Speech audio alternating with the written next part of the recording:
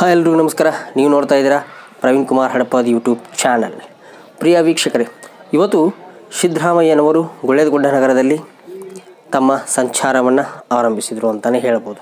ಯಾಕೆಂತಂದರೆ ಗುಳೇದಗುಡ್ಡ ನಗರದ ಒಬ್ಬ ವ್ಯಕ್ತಿ ಅಂದರೆ ಕಾಂಗ್ರೆಸ್ ಪಕ್ಷದ ಒಬ್ಬ ನಿಷ್ಠಾವಂತ ಕಾರ್ಯಕರ್ತ ಹಾಗೂ ಅಲ್ಲಿ ಫೇಮಸ್ ಆಗಿರ್ತಕ್ಕಂತಹ ಒಬ್ಬ ವ್ಯಕ್ತಿ ಅವರು ಆಕ್ಸಿಡೆಂಟಿಂದ ನಿಧನರಾಗ್ತಾರೆ.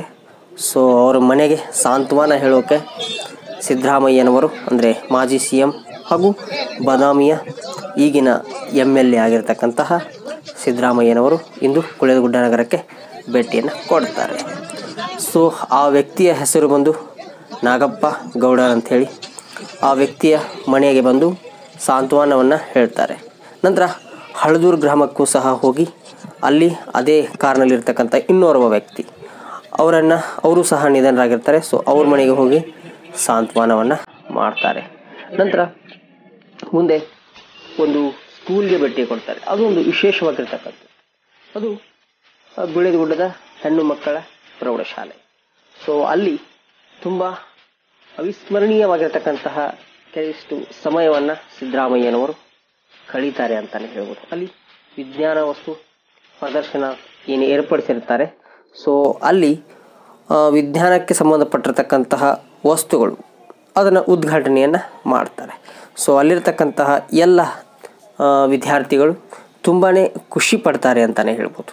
ಸೊ ವಿದ್ಯಾರ್ಥಿನಿಯರು ಏನು ಕುಂತಿರ್ತಾರೆ, ಸೊ ಅವ್ರ ಹತ್ರ ಹೋಗಿ ಪ್ರತಿಯೊಬ್ಬರ ಹತ್ರನೂ ಹೋಗಿ ಕೈ ಬೀಸುವ ಮೂಲಕ ಎಲ್ಲ ವಿದ್ಯಾರ್ಥಿನಿಯರಿಗೆ ಮೆಚ್ಚುಗೆ ಆಗ್ತಾರೆ ಸನ್ಮಾನ್ಯ ಸಿದ್ದರಾಮಯ್ಯನವರು. ಸೊ ಆ ವಿಜ್ಞಾನ ವಸ್ತುಗಳ ಉದ್ಘಾಟನೆಯನ್ನು ಮಾಡ್ತಾರೆ ಸಿದ್ದರಾಮಯ್ಯನವರು.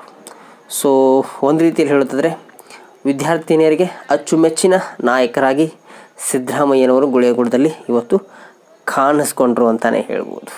ಯಾಕೆಂದರೆ ವಿದ್ಯಾರ್ಥಿನಿಯರಿಗೆ ಕೈಯನ್ನು ಮಾಡುವ ಮೂಲಕ, ಕೈಯನ್ನು ತೋರಿಸುವ ಮೂಲಕ ತುಂಬ ಮೆಚ್ಚುಗೆಯನ್ನು ವ್ಯಕ್ತಪಡಿಸಿದರು ವಿದ್ಯಾರ್ಥಿನಿಯರು ಅಂತಲೇ ಹೇಳ್ಬೋದು.